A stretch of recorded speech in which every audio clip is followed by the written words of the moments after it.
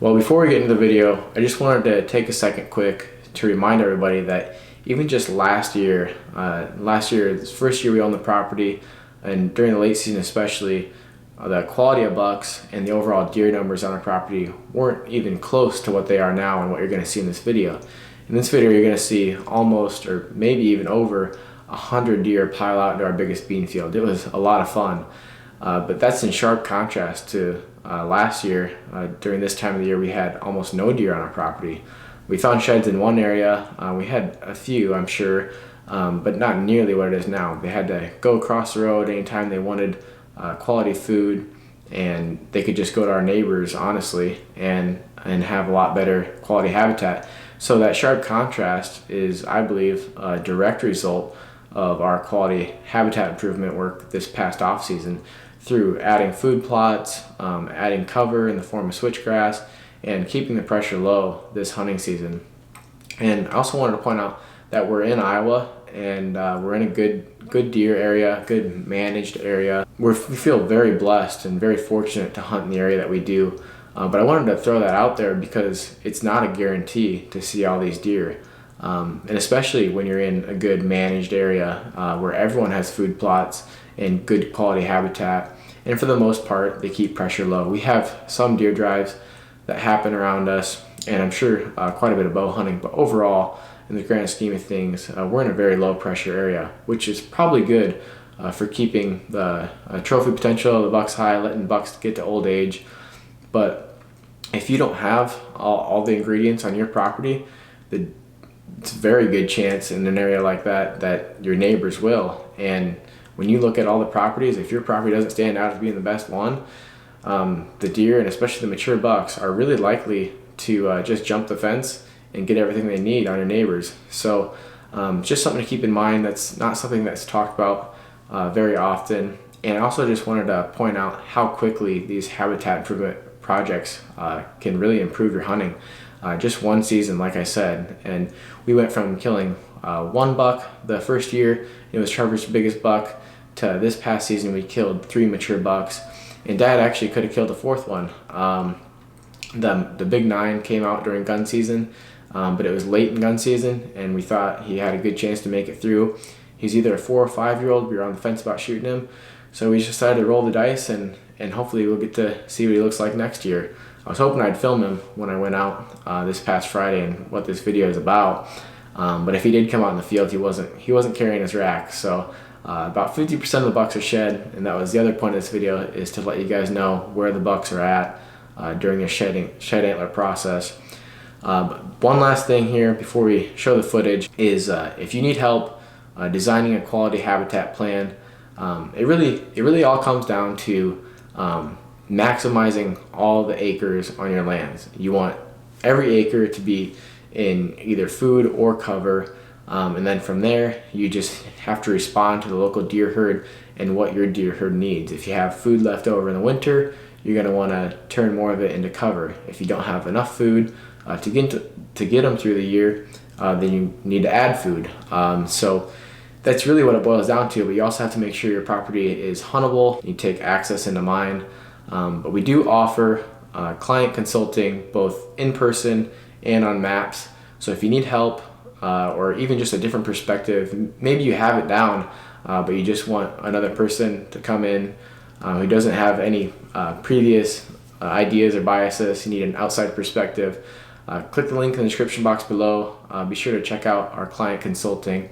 We'd be happy to help you, and we're very affordable in comparison to a lot. So just want to throw that out there. We don't talk about it very often, but I just thought I should throw it out there because this is just a great success story of our property, and it's only taken 1 year to really turn it around and have awesome hunting. And we did the same thing in Missouri when we had that property. A lot of that was before the channel really took off, and we didn't film much of it, but just want to put that out there. So without further ado, we'll get into the video, and hope you enjoy. Well, I'm out here on the farm today. Hope you can hear me. My mic might be having troubles with the cold weather here. Need to figure out what's going on there. But I'm actually out here on the farm today, and I'm going to be going to do a little bit of filming on our big bean field. We have, I think, 13 acres-ish of standing standing beans in that field. I'm actually going to be sitting in that box blind. Oh, it should be like right in here where I'm pointing, and you can see it from here. But this is where Trevor killed his buck, and I'm really excited because it's the best food source on the whole property, and honestly it's probably one of the better food sources in the county right now. So we could have had some new bucks move in, hoping to get some footage of new bucks, or hopefully any bucks that made it through the season, figure out what's out here still. It's like middle of February, so it's also might be helpful for you guys to see how many bucks have shed their antlers. I'd guess we're probably around 50-50, maybe 60-70% of the bucks still holding. I'm not sure. It's what I'd guess if I had to, from what I've been hearing. But tonight we should get a better idea of that. It's kind of like, hopefully enough of them are still holding that it's worth it to go sit out here. But either way, it'll be a lot of fun. And if we don't see any bucks, then heck, I guess they're all shed, and we better go shed hunting this weekend. But I'm super excited for this weekend. I've been spending way too many weekends in the city since hunting season got over. I've gone out and scouted around there, but it's really good to get back down here on the property and the public land around here where we've been hunting. So this weekend I'm going to be doing some shed hunting, some coyote hunting, and I'm carrying my rifle. I don't know if I'll do any coyote calling tonight. If I have to clear the field, I guess I might as well. But if there's a bunch of deer in there, I'm not sure if I want to stress them and try to call on some coyotes, and it just doesn't seem to make much sense to me. I don't know what I'll do yet, but we've been saying we're going to do some coyote hunting as well, so I figured I'd bring the 270. Got plenty of firepower, so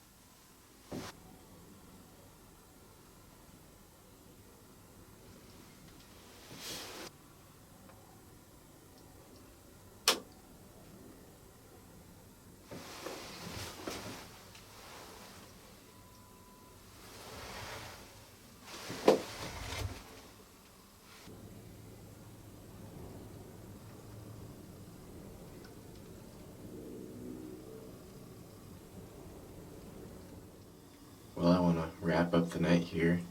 It was absolutely insane. A ton of fun watching all the deer pile out in the field. The action started shortly after 3:30, and then after that I never had less than 25 deer or so in the field. I think I probably saw anywhere from 75 to 100. I know I saw at least 75 individual deer. 'Cause I mean, there were times where there would be 50 almost in one group. And the interesting thing is how the deer over here really were bouncing in between the beans and the clover. They were going back and forth. They like that diversity. They still like greens in their diets, even though they're really hammering in on the soybeans right now, I'm guessing, because of the cold. But I mean, we only have like an acre of clover over there, but I'd say every single deer that came out over there at least hit that once. So that, I mean, that acre field sometimes had 25 deer in it. So we definitely need to add some more greens over here. That's kind of what that tells me. None of the deer came and hit this alfalfa right in front of the blind, which is alright, that they kept their distance. But they were also just running around a ton. Some of them were even sparring. I think a lot of times they're just running around to maybe warm up. It's kind of crazy. It's fun watching them. But I'd say around 50% of the bucks are probably shed, because I could tell plenty of them were shed bucks that didn't have any racks. And a lot of them were half racks. A lot of the bucks we knew. There's a couple of young up-and-comers. There's a lot more deer piling back out, but this group has gone in and out of the timber a bunch of times, so I've lost track of all of them. But a lot of our up-and-comer bucks came out. It was cool to see them, and there was a couple that looked mature, but couldn't tell much about them. One of them had like a puncture wound, which was pretty crazy. But in any case, I'll show you anything else that comes out, and then I'm not sure how this video will lay out, but we're going to be probably shed hunting on public a little bit this weekend, and scouting, and we're going to frost eat some switchgrass, maybe do some coyote hunting. So I'll probably catch you tomorrow.